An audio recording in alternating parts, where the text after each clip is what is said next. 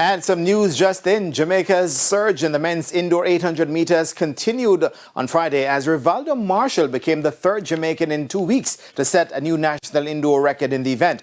Competing for the University of Arkansas at the Arkansas Qualifier in Fayetteville in the USA, the former Calabar High standout clocked a minute 45.62 seconds to lower the mark set just 48 hours earlier by Navasky Anderson. Anderson had clocked 1 minute 46.10 for fourth in the 800-meter B final at the Levine World Athletics Indoor Tour Gold meeting in France, breaking the previous national record of a minute 46.11, which had been established only days earlier, last week Saturday to be exact, by Tyrese Taylor. Wow.